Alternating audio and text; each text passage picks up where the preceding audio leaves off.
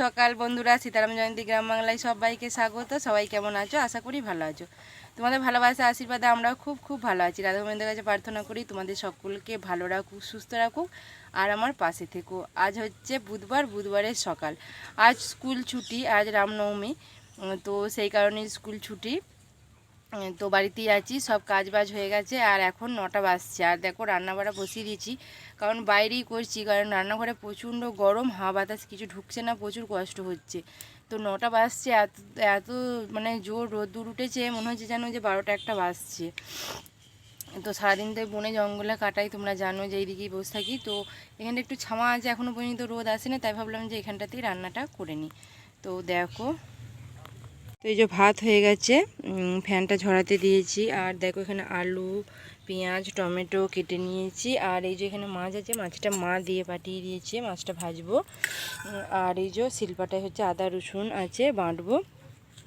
আর কড়াই বসিয়ে দিয়েছি, মাছটা আগে ভাজবো, তারপরে মাংস করব। তো গরমে কি রান্না করব, কালকে নিরামিষ হয়েছিল।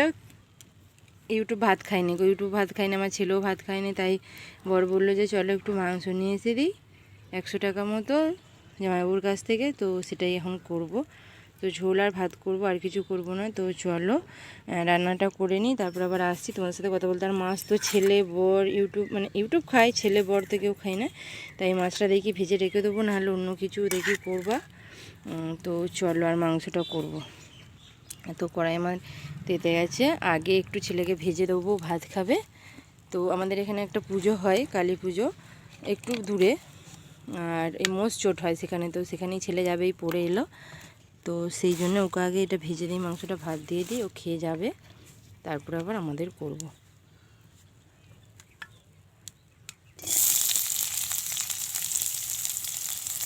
তো ও এরকম মাংস ভাজা দিয়ে ভাত খেতে খুব ভালোবাসে আমার ছেলে।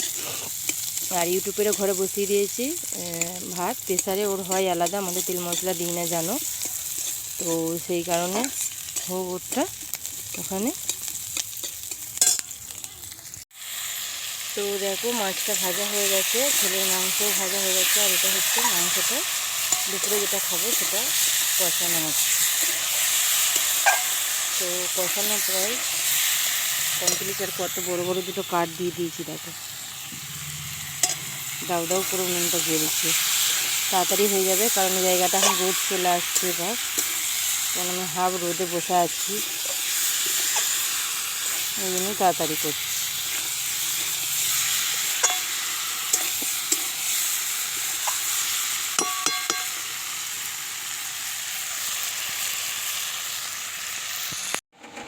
শুভ দুপুর বন্ধুরা। তো এখন বাজে হচ্ছে 1:30। তো সারাদিন রাস্তায় বাইরে বনে জঙ্গলে ঘোরার পর ফাইনালি বাড়িতে এলাম। তো এসে বাড়িতে ভাত খাবো, বরকেও দিচ্ছি, আমার ভাত বেড়ে নিয়েছি। আর আজকে তো এক তরকারি ভাতই হয়েছে। তো দেখো ভাত নিয়ে বসে পড়েছি।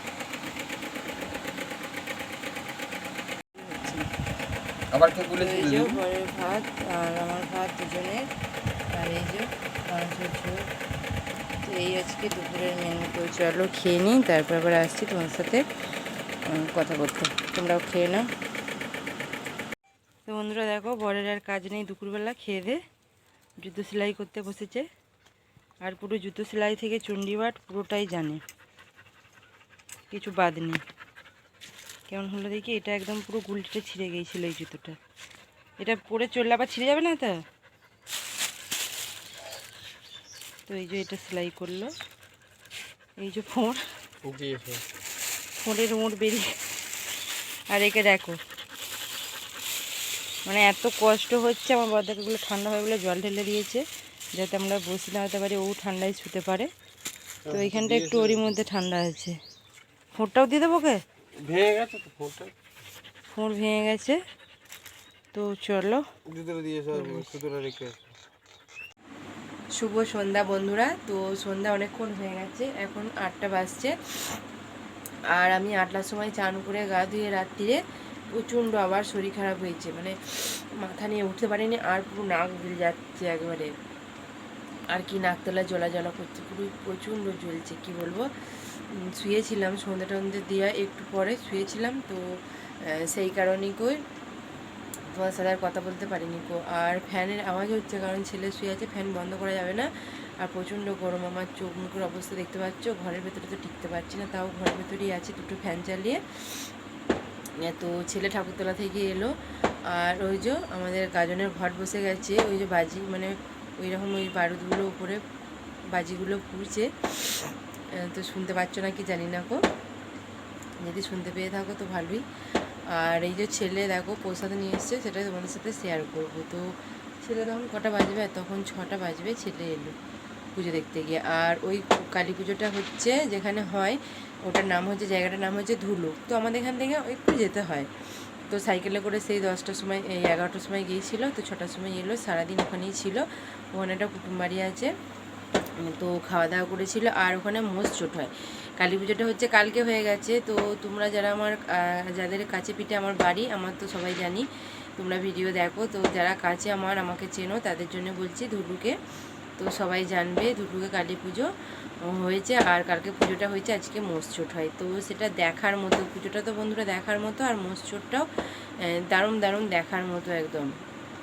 তো সেই মাটি, তারপরে রক্ত, মানে সেটা নিয়ে এলে মানে যত পুরনোই চর্মরোগ হোক না কেন, আর যেমনই শরীর খারাপ হোক, ওটা যদি মায়ের নাম করে বুলিয়ে দেওয়া হয়, ভালো একদম পুরো অকাট্য ভালো হবে।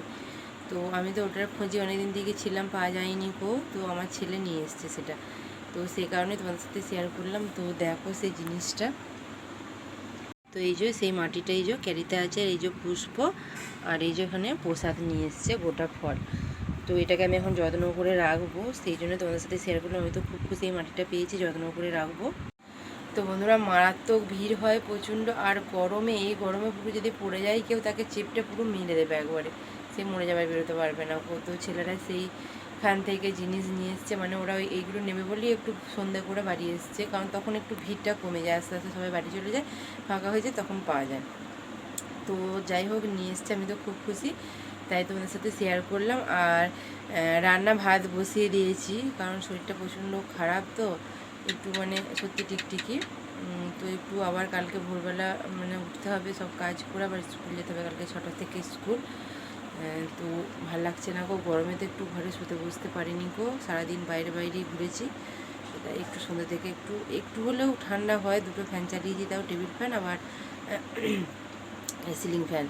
তো ভাত বসিয়েছি, আলু সেদ্ধ আর ডাল সেদ্ধ করবো, আলু ভাতে ডাল ভাতে, আর মাংস আছে একটু, ওটা গরম করে নেবো। তো বর তো সেই খেতে আর করতে তো 12টা, এই 12টা নয়, শুতে আর করতে 12টা বেজে যায়, খেতে আর করতে 10:30 11টা বেজে যায়। তো চলো বন্ধুরা, তো গলা জাম্প হয়ে যাচ্ছে কথা বলতে বলতে। তো তোমাদের সাথে এইটুকুই শেয়ার করার ছিল। তো টাটা, শুভরাত্রি, আগামীকাল দেখা হবে নতুন একটি ভিডিও নিয়ে। ততক্ষণ ভালো থেকো, সুস্থ থেকো, আর আমার পাশে থেকো। তোমরা প্রচুর প্রচুর বেশি বেশি করে আমাকে সাপোর্ট করো, কারণ তোমাদের সাপোর্টটা আমার খুব প্রয়োজন। তো তোমরা আমার ব্যাপারটা বুঝতে পারছো না কি জানি না, কিন্তু তোমরা না সাপোর্ট করলে, না পাশে থাকলে, আমি একদম প্রচুর মানে কি বলবো, একদম অসহায়। তো শুভরাত্রি, কি আর বলবো, লাইক শেয়ার কমেন্ট একটু করো। টাটা, ভালো থেকো সবাই।